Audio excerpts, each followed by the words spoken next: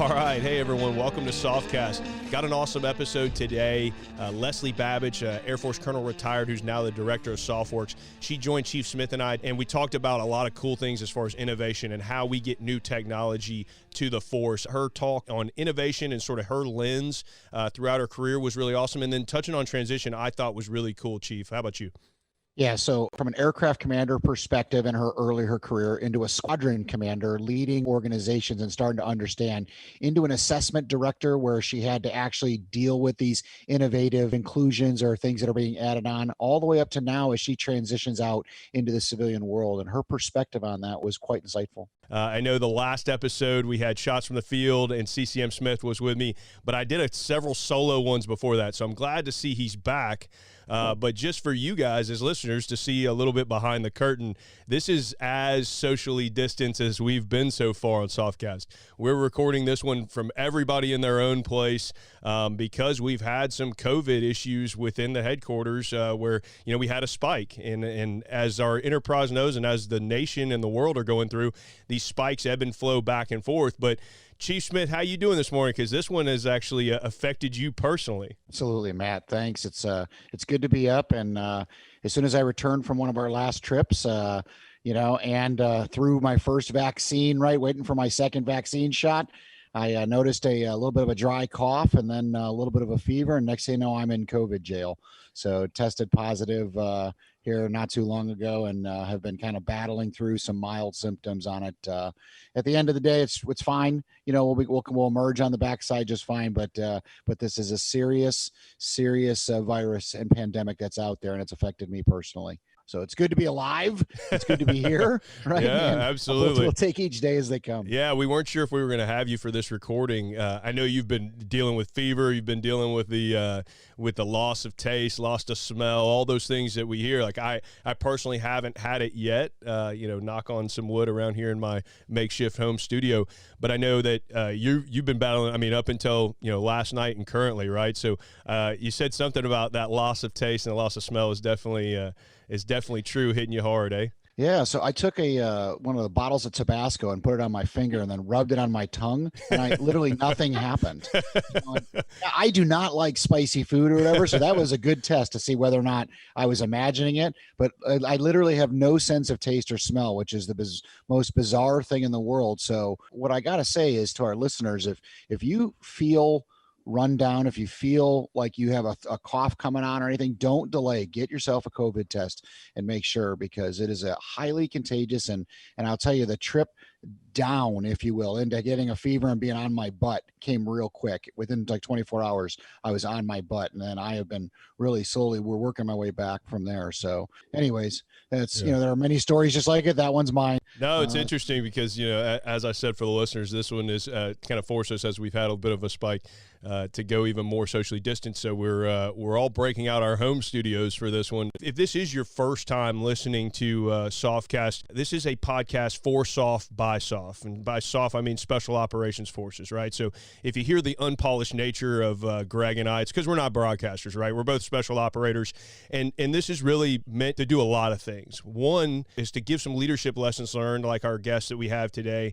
But it's also to expose you a little bit behind the curtain. It's sort of setting a microphone into a conversation within our community that those of you that are in our community, hopefully you hear things that are authentic to you, but also from outside the community, get just a little bit of a peek behind the curtain. So as I said, we got a great guest today for several reasons. One, a very successful career within Air Force Special Operations Command, but now is also continuing to work in the command in leading a lot of our innovation and sort of linkage between us and industry. And that's Leslie Babich, who's an Air Force Colonel retired. Leslie, we really appreciate you joining us today. How you doing this morning?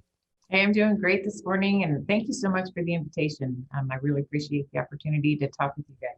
No, we're excited to have you, a SOCOM headquarters alumni, but also right now is a director of SOFWERX, which we're definitely going to dive into and talk about later in this episode, because SOFWERX was not something that I really knew about when I was, over in 7th Special Forces Group as just a tactical Green Beret. But innovation and things like that and how we get new weapons or new technology was definitely something that I cared about, and I wanted to know how we were going to do the next thing things. So definitely interested to dive in there. But I want to start with, a little bit of an introduction into you and who you are and your background and career. So you're an Air Force Academy grad. What was your thoughts as you came out of the academy? Why the MC-130? How'd you end up there? So my very first assignment was as a contracting officer at Luke Air Force Base. So I got a pretty decent exposure to the fighter community and the mission. And I think through that, I realized that I wanted to fly something with more of a crew and a teamwork aspect to it. Yeah. And so I went through pilot training. It came close to drop time, which is when they have the aircraft that you can select. And one of the guys in my class was really interested in going to Air Force Special Operations Command. And I didn't have a lot of exposure to what the mission was. And I was like, man, why is he so curious? Why does he want this so badly? So I started looking into it. And at that point, I decided, I think that's the mission for me. And so I picked the MC-130 out of the drop. And also it was a little bit of the unknown because I really didn't know about it and looked like a challenge. And for me, curiosity and challenge are always those things that I'm looking for. Can you touch on real quickly for our listeners that may not know, what's the difference between an MC-130 and a C-130? So C-130 has a tactical mission, but an MC-130 has some additional toys on it, I would say, where you can do some exfiltration missions for special forces. I would call it soft Uber, maybe for the new generation. It's got a terrain following, terrain avoidance radar, which really lets you get down into the weeds, about 250 feet above ground level, and do some tactical airdrops as well. In addition, you can refuel helicopters in flight, do in-flight refueling from tankers, PSYOPs missions. It's just a diverse aircraft with so many mission sets. And the coolest thing is you're flying the airplane the whole time. Yeah. You don't use autopilot. You're hands-on, coordinating with the crew, coordinating with the ground parties, coordinating with tankers, air control. So it's very busy, multitasking, and I really like that atmosphere.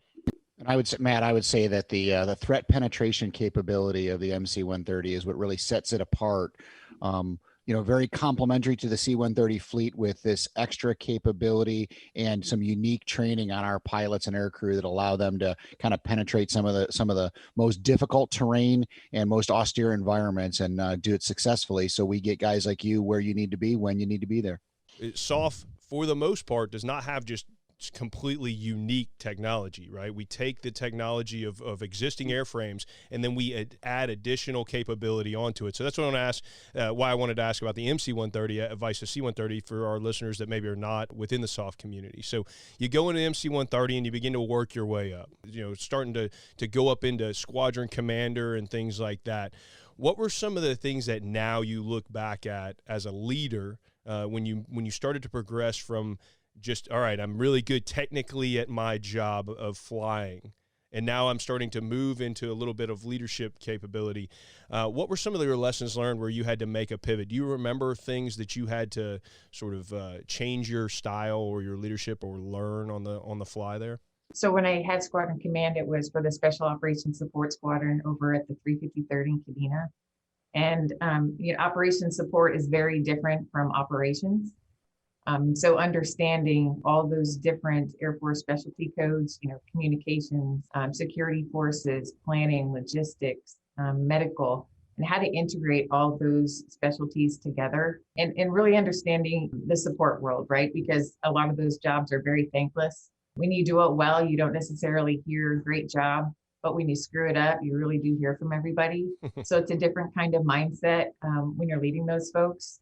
And really helping them understand too how they're supporting the tip of the spear. That's Without great. their support and their work, the operators can't get stuff done. A lot of it's just integrating some of those folks, because they were airmen coming right out of basic or their initial training into special operations and that mindset.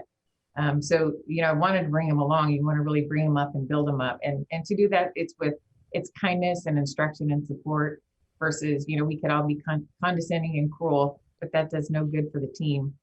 So it's a very different mindset when you're working with kids that are coming straight out of the pipeline versus, trained and seasoned operators that have been screened for selection. That's really your first big leadership hurdle right there, is where you move from a operational squadron where people are specifically screened, assessed, and selected and brought in and share a common mission. We understand how they got there. It's not that they don't have issues either, but the issues seem significantly fewer than when you go to a larger unit. You know, when we talk about soft culture, the thing that people miss a lot is about 18% of our soft units, Army, Navy, Air Force, and Marines, especially in the combat service support, about 1/6 change out every year. In 2020, you may have said, hey, we've got a great culture here. And in 2021, you're like, how did we go off the rails? It's because about 1/6 of your units have swapped out right now. And you have people from all walks of life, you know, and everybody kind of all conglomerating or congregating in an environment that we now call culture.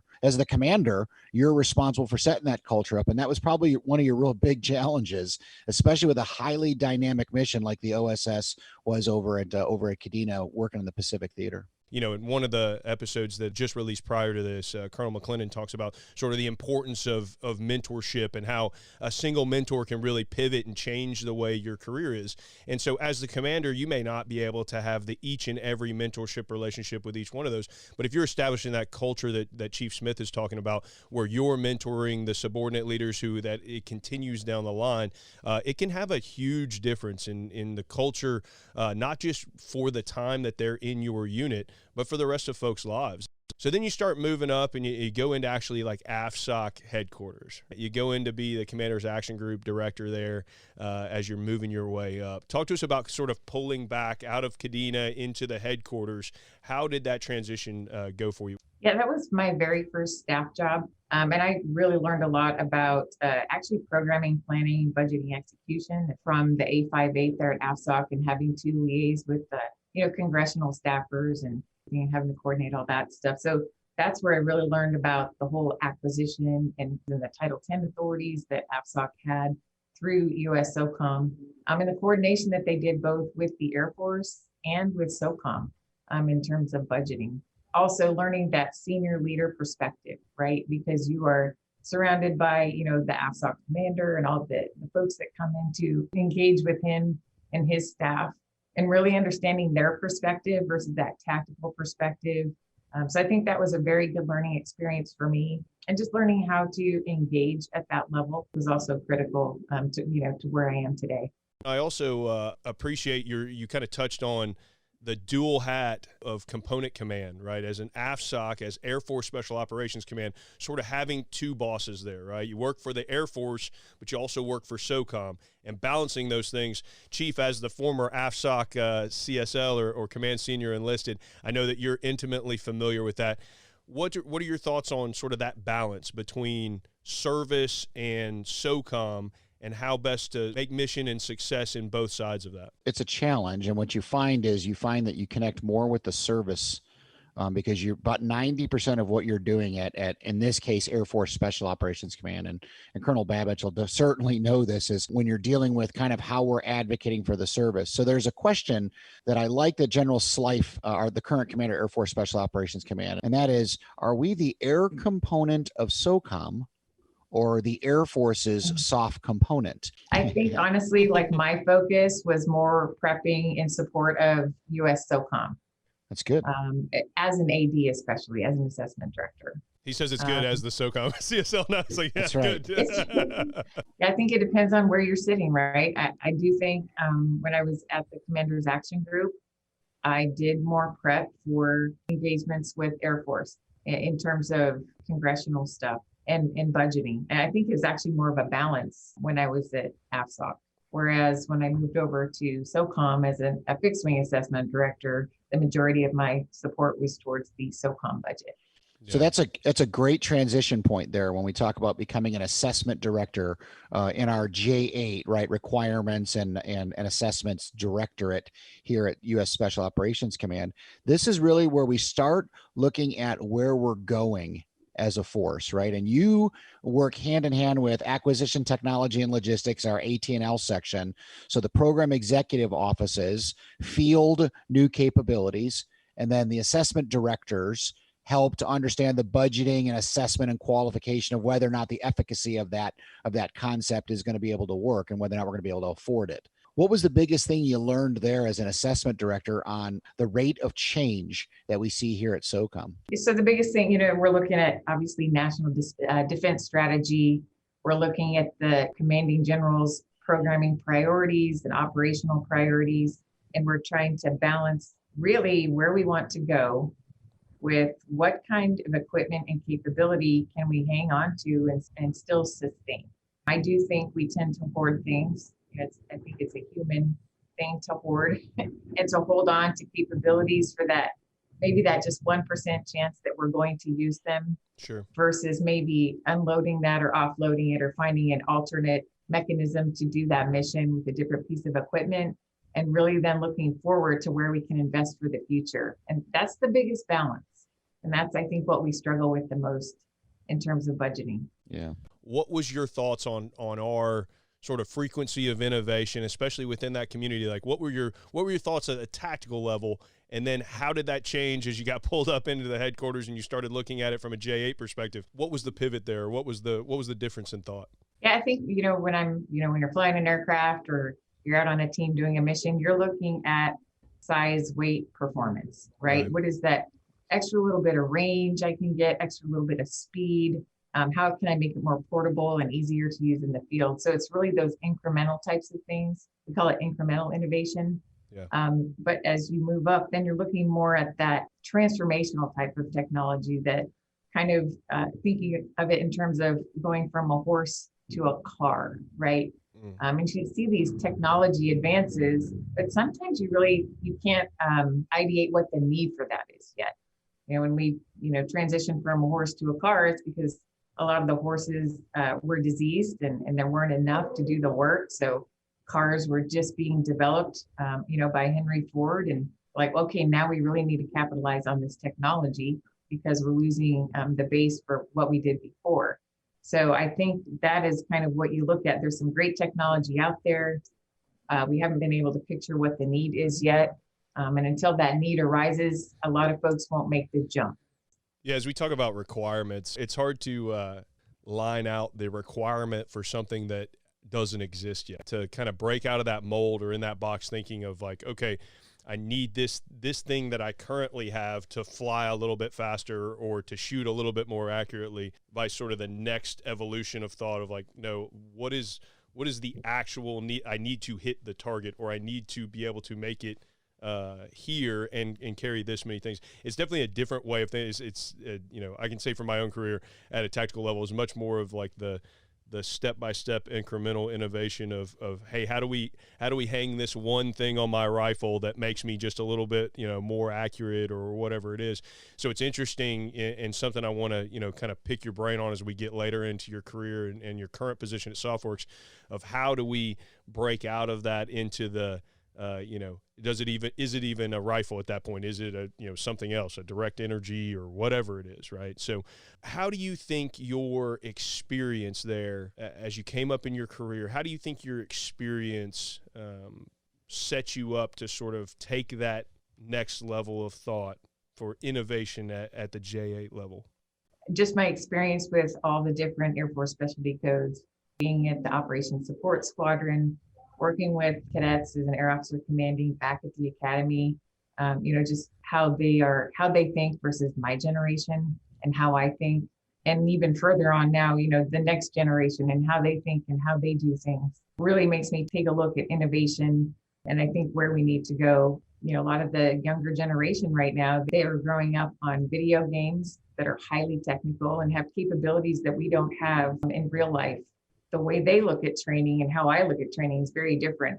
Augmented reality, virtual reality for them is kind of their way of life. Whereas I would go, man, I don't know if that's going to work. That's not how I learned. Yeah. And so looking really at the psychology of how people adapt to technology, I think is important too, because you have this 16% that are the innovators and the early adopters. I think the iPhone is a good example. The early adopters were in line the night that they were going to release that very first one because they wanted to get their hands on that tech. And then you have the ones that maybe waited a month or two to see what the reviews were. So then they bought that first iPhone. Then you have kind of the later ones that maybe waited till iPhone 6. And then you have the ones that have never bought an iPhone at all. This is just not for them. And so we have that whole range of people in our community. I think SOF is a very innovative community, but not everybody's ready to adopt the technology. So when you look at people who are out on the battlefield, creating and innovating, and then you look at folks that are doing the requirements, and the folks that are approving the money, the folks that are giving direction to where we need to go in innovation, you have to take that all into account, and really understand what's in it for each of those folks and make it a win-win. I think requirements is a great example. We look at innovation for operational things like automating intelligence and analytics, but I think we should also take a look at innovation for streamlining the requirements process and making that more automated so that we can do things probably in parallel versus in sequence. What I'll see a lot is innovation is ahead, and then you got to catch up on the requirements side. So if we can start doing things in parallel and automating that, I think we'll have a lot more folks being able to think about it rather than doing those mundane tasks to support it. You've got to be willing to fail forward. You've got to be able to field things that, or at least innovate and experiment with things that you may not ever field. And unfortunately, right now, and in today's aggressive budget environment, it becomes very, very difficult to do that. As we look at very, very significant budget realities about to face across the DoD, it's going to become harder and harder to innovate, because you're going to have to be making those strategic choices. So that innovation, it has to be so focused. And this is really where your new job here at SOFWERX really becomes important. Can you talk to us a little bit about how the time in J8 and the time at the CAG up at AFSOC and all of this life experience you've had has now helped you as you now deal with those early adopters and innovators there in your current job? We really have 3 lines of effort here at SOFWERX, and one is to discover that new technology. And the second one is to engage and create those collisions between industry and the warfighter to solve those challenging problems. And the third one's to try and accelerate that and get that into the hands of the warfighter. So I think we do very well at the discovery and engagement. And I think we can do better at the acceleration piece. And that's a team sport. I mean, that is not just SOFWERX finding and handing it over the wall. That's just not SOCOM doing their thing. We got to come together. So I think my understanding of the POM process, understanding congressional interaction, understanding the requirements process from my time in the J8, and really the acquisition process too, because all of those things have to come together to be able to accelerate getting that technology into the hands of the warfighter. So POM process being the way we sort of program future funding and future money for us to be able to have a budget in the future for these different things. But I want to back up a little bit in just SOFWERX in general. Can you talk us through what that is? Because I hear you say SOCOM doing its own thing. So our listeners may be thinking, hey, SOFWERX is a part of SOCOM, but it sort of occupies a critical space in between us and industry. Can you give us a sort of SOFWERX 101 on what it is and why it's important?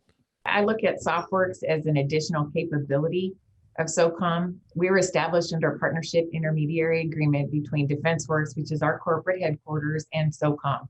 And the reason we were established was to really bridge the gap between government and industry. There's a recognition that the pace of research and development on the government side was lagging behind the commercial side. And second, there was a recognition that it was sometimes difficult to do business with the government. And so difficult. Well, come on. Right. So our charter really is to lower those barriers to entry, and to make it easier for the non-traditional businesses to do business with SOCOM, because there's a lot of great ideas out there that don't reside just in the DoD primes that we traditionally work with. So to reach out and to lower that barrier of entry and to really leverage the research and development that is going on the commercial side. So when you talk about those primes, we're talking big like Northrop Grumman, Boeing, these big industries that the military has a very clear-cut path in between us and these big defense industries, but there's so many amazing, talented innovators in the U.S. What's cool to me about SOFWERX is it sort of allows some of those, hey, a guy or gal has this amazing idea in their garage. sort of, a la the tech, the beginning of the tech boom. This provides an opportunity where it doesn't have to become some great, huge company before SOCOM and SOF are able to start engaging and figuring out what part of their technology. The other thing that I think is cool from the outside, from having just a little bit of dealing with SOFWERX, is the ability, along with, our acquisitions, technology, and logistics section here at SOCOM, the ability to sort of collide technologies and ideas while protecting each company's or each innovator's intellectual property, but sort of saying like, okay, hey, you've got this awesome idea, and this other guy or gal over here's got this awesome idea. On their own, they're not perfect. But if you take A out of yours and B out of that one, and you two work together, we actually get something amazing at the end of it. And SOFWERX helps to sort of create those linkages. So can you talk us through an example of something you've seen from SOFWERX where that was a sort of success story? Sure. So, and I guess just to reiterate, we're a platform and we're a neutral party. Like, we don't make the selections, yeah. Which is, again, very appealing to businesses because we don't ever own their IP. We don't ever own a part of the company. Our charter is proof of theory, proof of concept, and rapid prototyping. That makes it, feel very comfortable for them to come in and talk with us and allow us to set up engagements between industry and the government. But yeah, because we are non-federal acquisition regulation-based contracting, we do have that flexibility to make recommendations to companies. Here's what the government is looking for. And together, you guys might be able to provide that full solution versus, one-on-one. I think one of our most recent events, we brought in 6 companies to work together on creating an automated analytics platform. At the end of the day, to be able to have the opportunity to bring all of those folks together is really neat and create those collisions. Our chief technology officer and our program managers are very adept at that and create a lot of solutions that way.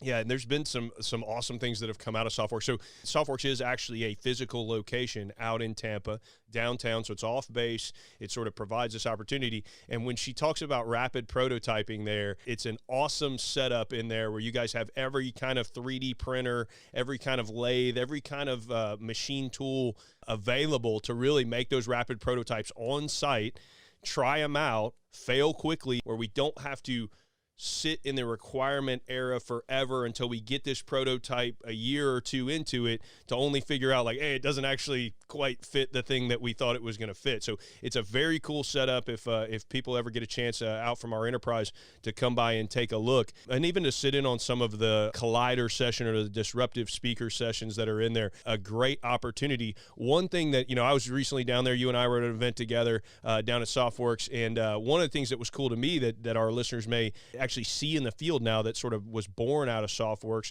was there, and I don't know the name of it because I just saw the cool video down there at your spot, but it's sort of like a powered wheelbarrow. It's a 2-wheel cart that you can push or pull from the front or the back, but it's powered, and really it's able to carry several hundred pounds. I know they're starting to get fielded now, so if you're seeing that out in the enterprise, that was one of these events that started at SOFWERX that really started crashing these ideas together, and next thing you know, you've got this awesome piece of equipment that helps load carriage and saves, as the guy who's got multiple back surgeries, saves us from carrying it with spinal power. So that was a cool thing. You got videos of people flying around on jetpacks and all this craziness.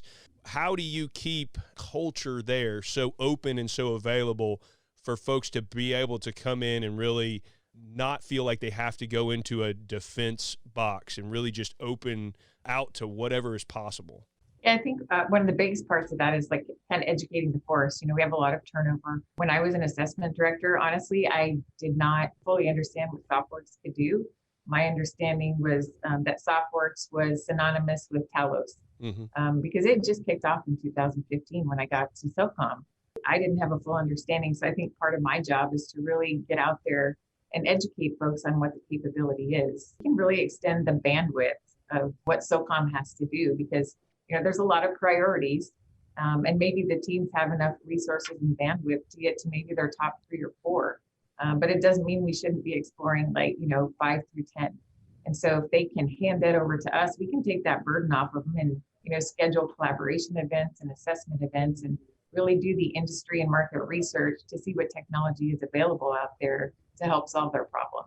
And so just, understanding we're here to help. We've got a great team out here that can set up events, and we're extremely agile and quick. I would say the average timeline from the time we advertise an event to the time that an opportunity or a technology is selected by SOCOM is about 90 days. And our ecosystem is really big. It's about 45,000 strong. And when we advertise opportunities, there's always a business opportunity at the end of that for industry. Our return, it's simultaneously advertised on sam.gov, which used to be Fed BizOps, and that's how traditional contracts are advertised.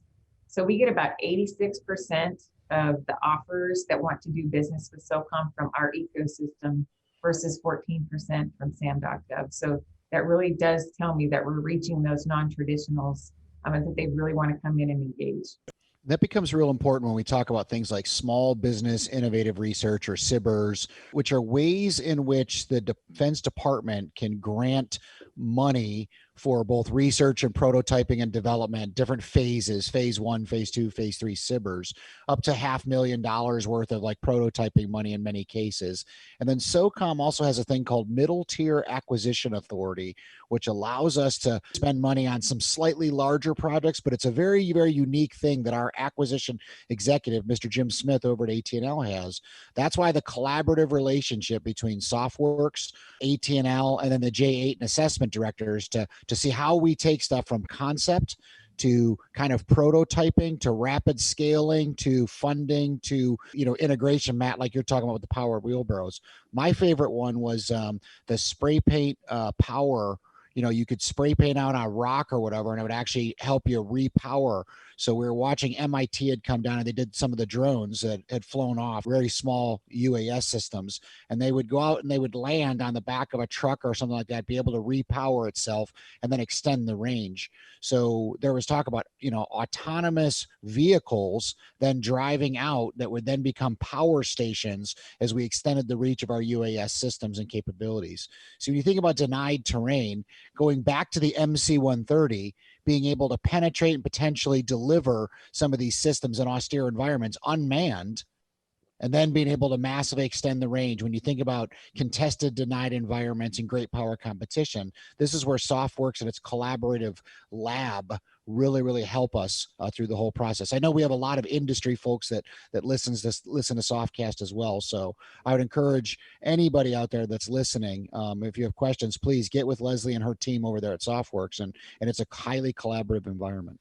If I'm a team member, right, and I've got an idea or I've got a requirement, I'm sending it up through my J8, my S8, and all these things. Is there a way where there's a feedback loop from you guys at SOFWERX? How do I get in touch with you or with your team to say, hey, I either have an innovation idea or I have a need?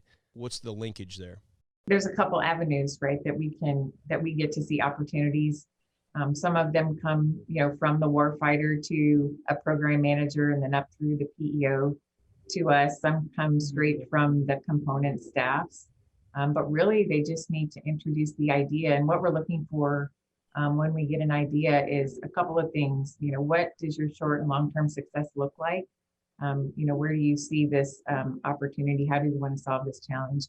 We want to make sure, so we'll ask a lot of why questions. We want to make sure we're treating the disease and not just a symptom, and that we're really getting at what is your ask? What problem are you trying to solve?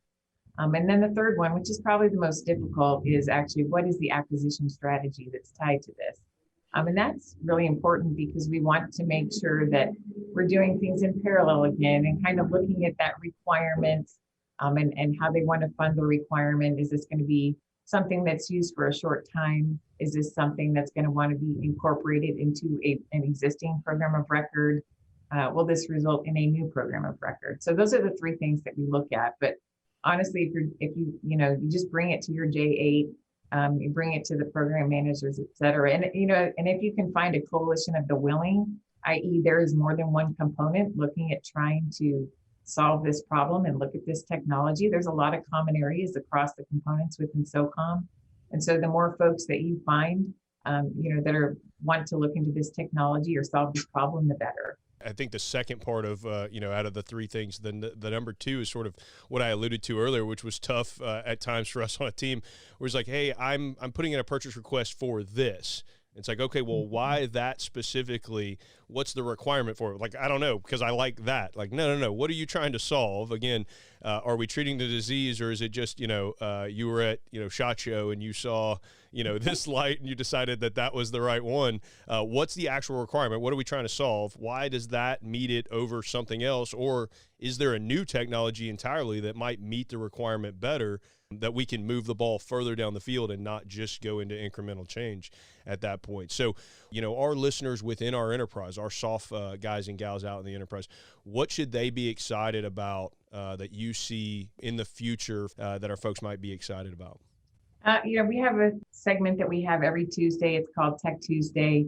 And this is where we're really looking for the transformational technology from industry.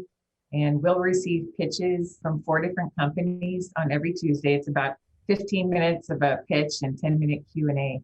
And it's a government-only collaboration. So you'll have the company come in, and then we have anybody from government can dial in to listen to the pitch. And that's where you see a lot of very cool technology. There's a sensor out there now. It's a ball, and you can roll it down the hallway. Or have it spinning on a cord or a rope from a ceiling, and it gives you a picture. So you'll see stuff like that. We can focus on any kind of technology area that someone brings to us. We've been recently working with the components to see what they're really interested in, what problems they're trying to solve. So we have done with the 75th Ranger Regiment, we're working on subterranean technologies. We worked with Naval Special Warfare on signature management. We're having an upcoming one on see-through-the-wall technologies, and then we're going to be focusing on Arctic. So really, it's whatever focus area that the warfighter brings to us. We can do some very quick industry and market research, and within about 3 to 4 weeks, have some really great presentations that people can view. When we see the Arctic, I like that one a lot because we know we struggle with battery life. Just because satellite coverage up on the polar extremes becomes very, very challenging based on Earth curvature and all those other pieces. So seeing Android Tactical Assault Kit, how your ATAC and Link 16 integration work in an Arctic environment. This is an area that we just have not spent as much time. We're actually getting way better at it than people realize, but SOFWERX is helping us rapidly catch up because we've been spending so much time in really the CENTCOM theater. We've refined all of those techniques of high desert warfare, and there's always room for improvement. But when you look at things like extreme maritime littoral engagements that you would see out in the Pacific or up in the Arctic, areas that we just have not massed forces, if you will, or massed capabilities, SOFWERX is a critical piece of this as we kind of look forward. Yeah, my chief technology officer, it's funny you bring that up. Just yesterday saw this technology. It's a box. There's over 100 plus SIM cards that you can plug into this thing. And it really leverages all the bandwidth that is out there, and it's going to help in that low Earth orbit atmosphere. So yeah, it's some very cool stuff. It's some technology in terms of it's bamboo. So if you have bamboo leaves, on one side is very slick, and on the other side, there's all these tiny little microscopic suction cups. And so if we can leverage that, to help with walking on the ice or slippery surfaces. And there's some coatings out there that would help with, melting ice or preventing ice from even forming. So I think that's going to be a really interesting segment. We'll probably have 2 because we've got so much coming in. Yeah, it's incredible, isn't it? Yeah, it's very cool. Innovation is an amazing thing. And if you are not moving forward, you are falling behind. I mean, that's the one thing that we learned and that we prescribe to here at SOCOM, I think, is you've always got to be moving forward.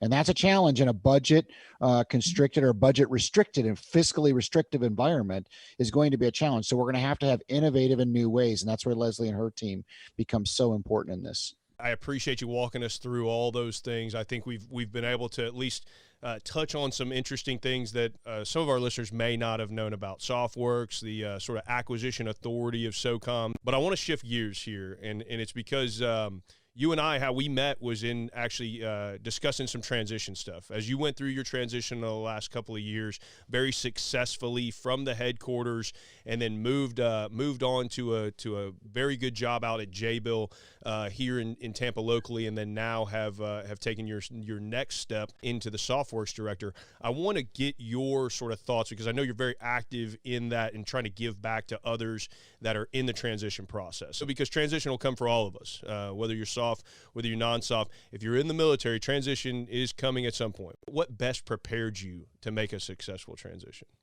First, really thinking about, you don't have to know exactly what you want to do. And I ended up being very industry agnostic when I was looking for something to do. I knew I wanted to do something different than I'd done before, because if I don't do it now, then when? But also, culture is really important to me. So when I started looking, I was really looking just professionally, what kind of certifications might I need to do what I wanted to do. So I did the PMP training. I did the Lean Six Sigma, just to kind of prep for those things, because I didn't really know where I would end up. Yeah. But then, the networking piece too is really important. That's, I think, where you job shadow, you talk to a lot of folks, and I think that's where you really learn about the culture of some industries. I think you also can manage your expectations, because sometimes you think a job here is going to be X, and it really turns out to be Y. So to be able to get out and actually shadow and see what those jobs are actually like, I think is really important. And then just being prepared, right? So, you've got to prepare yourself to get out of the military. It's harder to get out than it is to get in. And also to prepare your resume, so do your homework. And so when you do that, you are prepared then to hop on any opportunity that passes by you. And I do think network's very important. Both of the jobs that I have done since I retired are a result of knowing somebody, or crossing paths with somebody. When I went to Jabil, we actually did a field trip as part of the Soft Transition Assistance Resource Network that I was part of. And so we went out there and engaged with the senior leadership at Jabil, up to the VP level. And we just went out there and told them kind of what we have to offer in terms of skill set and experience, and really leadership too. You'll find that a lot of military folks have the soft skills and leadership skills that you don't necessarily see to that degree in the civilian world. But we might not have those technical skills that are required. So that's something, again, to take a look at if you know what you want to do. About a month after we did that visit to Jabil, I got a phone call from one of the business unit managers, and he said, "Hey, we've got a position opening. Do you want to apply?" So I did, and it's contract manufacturing. We manufacture circuit card assemblies, and I was in Jabil Defense and Aerospace, so it was in support of a lot of military applications, which was cool to me because I really wanted to continue to support the military. So I did that for a couple of years as a business unit manager. I learned a lot about profit and loss, which you don't necessarily do in the services. And at the end of the day, when I got the opportunity to go to Softworks, and again, it's a networking thing. It's somebody I knew alerted me to the opportunity.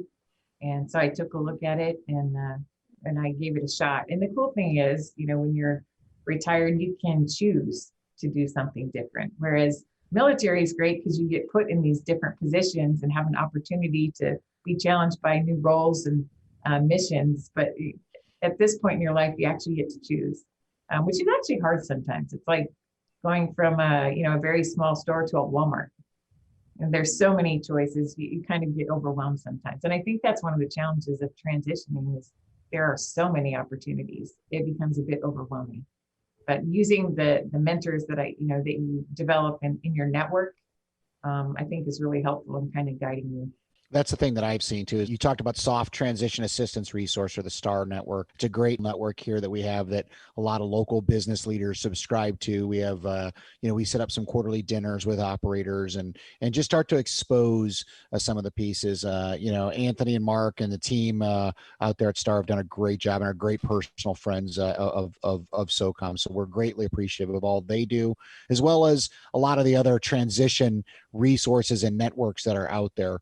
We've been very blessed in the sense of having that. Now to the team guy who's thinking about transitioning or retiring, I think the most important thing is you find whatever that resource or that network is, because if you try to do it on your own, like Leslie said, it's completely overwhelming and you don't understand the timelines the same way that maybe some of these other resources and networks have available that will help you. Transition should actually be a joyous time and an exciting time, not an anxious time and an uncertain time in the sense of I don't even know what I'm going to do now. You hit on a ton of great things there as far as networking and really just finding folks that, there's a ton of resources available. A lot of people like yourself who have successfully transitioned that are more than willing to come back and and help with lessons learned on their transition for those that are in that process, right? But this is an important transition in your life for success, for your family and everything else, to at least put effort into exposing yourself to the resources that are available at your unit, at your base. It's something we're looking to try to assist from the SOF side, but transition is something that is led and congressionally funded from the service side, right? So whatever your main service is, they own the transition because you entered through their service and you transitioned through their service. Then we try to layer on through POTIF and Warrior Care and other programs opportunities for transition, but there are also a ton of opportunities in sort of the civilian side, wherever you are. There are opportunities within those places where folks like Leslie are willing to help you out, but there's also a lot of these networks out there. So open your eyes, start asking questions, engage your resources early. While it doesn't mean that you're going to have, hey, full 2 years where I can take my foot off the gas and I can do all these amazing things, you can at least start to prepare those things and not let it sneak up on you. Some of that lack of planning ends up really jamming folks up where they don't have that choice you talked about, Leslie, where it's like, hey, now I can choose to do what I want to do. But what are your suggestions? What sort of lessons learned do you have for somebody who's either mid-career or late career on how they can start to prepare? I think you just have to, seek out education. Yep. Continue to educate yourself. I was told I was going to be an assessment director, and I didn't know what an assessment director was.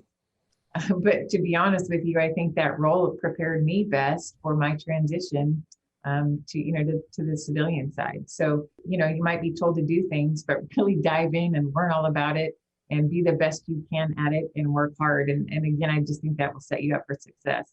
Unless you really know there's something that you want to do on the outside. Some people know, like right from the outset, what they want to do. I have never been that person. I've always been the person that just kind of works hard at what I do. And then something rolls by, it's an opportunity and it looks very cool. So I go, yep, I want to go try that. Yep, I want to go try that. And I think I've kind of done that throughout my career because you can always say no to an opportunity. I think just taking advantage of those opportunities that pique your curiosity and that look like they're going to be a challenge to me have always stood out. I'm not sure I can answer that very well. No, I think you did. One of the things that you hit was something that I think is critical is education. There's opportunities within the military to use tuition assistance and other things to get a degree, to get a certification prior to transitioning. You may not be exactly what you want to do when you get out, but there's a ton of us, myself included, who use tuition assistance to get our bachelor's or other things while still making mission, while still working our job within SOF. And it is attainable, it is possible, and it will set you up to where at least you have something in that process more than just your experience that you're trying to translate from a military, very specific technical military job into something where you may not want to do that exact same thing as you transition out. Did you find yourself limited at all being a female here, from the earliest stages all the way through your transition? Do you think that you had it any harder or any easier because you were a female, or do you think that you were afforded the same opportunity as everyone else? I mean, I only have my own perspective, right? Yeah. So I'm pretty much a nose to the grindstone, kind of just plow through and get things done. So there may or may not have been some of that, but that wasn't really my focus. I think probably a really good decision that I made at some point in my career was invited to go over to the 18th flight test because they needed somebody with experience from helicopter air refueling, which I had in the Talon 1, and they were trying to incorporate that capability on the Talon 2. And I didn't necessarily want to hop out of the operations world to go to the test and evaluation, but I did. And I think that opened me up to a whole new slew of opportunities from there on out, and just a whole new understanding of test and evaluation. And I don't know, I had a great crew. Like when I first got to the AFSOC in the late 90s, my mentors were the Talon 1 Loadmaster Mafia and the flight engineers, and I had a couple pilots that really took me under their wing. So from my perspective, again, I was just kind of focused on what I was doing and then hopping opportunities that I saw. I know we've known each other a long time, and I know those same mentors of yours, right? And I've grown up with most of them as well. And I think you had a great career. I mean, it was very impressive to watch. And you're one of the few people that had really good exposure to the combatant command, the MAGCOM, flight test and evaluation. I think you've kind of covered the entire gamut in a lot of ways of what you can do. So, but yeah, I was just really curious about, because other females, and rightfully so, have said, hey, I have had trouble being accepted into this culture based on being a female, or based on being, it could be ethnic, gender, diverse, whatever that is. And when we think about things like diversity and inclusion. Yeah. And, I only have my own experience. I can't speak to other experiences, but what I found was I did never go out there with anything to prove because my focus was really the mission. Yeah. And I cared about what I did, and I cared about the people that I did it with. And that was my primary focus. So there's peripheral stuff that goes on, but I guess I just zeroed in on that most of the time. Your career, both in the military and outside, did really run the gamut. And we appreciate you coming on the show today and really exposing us to a lot of that, all the way from your initial entry at Luke all the way up until now as the SOFWERX director. We appreciate you walking us through that and really helping us kind of peek behind the curtain of some of these innovative things that are going on and how it happens. So definitely appreciate your time and for joining us today. I'll give you the last sort of parting shot. Is there anything else that you'd like to add, knowing that we've got listeners not just in the SOF community, but across the world that listen to this show? Is there anything else you'd like to add before we let you go? Yeah, I think one of the things that's pretty important when you're doing innovation or trying new things is, don't be afraid to fail. Don't let that prevent you from going in there and doing something that you would like to explore. Get out there. You learn a lot from failing.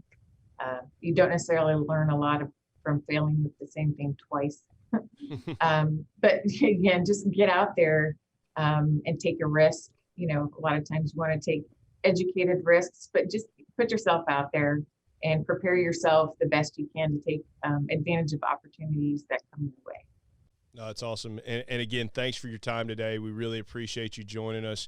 Chief Smith, thanks for soldiering on and joining us despite the COVID fever and everything you've been dealing with. I'm happy that we were able to make this happen. And so I appreciate both of your time today. And I know our listeners will enjoy it as much as I did. Yeah, I apologize for any of that clicking you guys may have heard during that. That was me muting my microphone so I could hack uncontrollably while others were talking. But for the general audience, thank you for listening again. Again, we get as much from your comments that you guys provide us that help us prepare both with our guests and for future guests. So don't forget to follow us on Facebook, Twitter, LinkedIn, Instagram, all of the social media. Please post your questions or requests, or send us something directly to SOFcast@SOCOM.mil, and we're happy to take your questions, suggestions, or ideas as we kind of continue to make the show better. Absolutely. No, and that is a direct line to our producers. It's how we shape the show. We appreciate all of you who have listened, and we ask that you'd subscribe, rate, review us on your favorite podcast platform, and we thank you for joining us today on SOFcast. The views expressed in this presentation are those of the speakers and do not necessarily reflect those of U.S. Special Operations Command or the Department of Defense.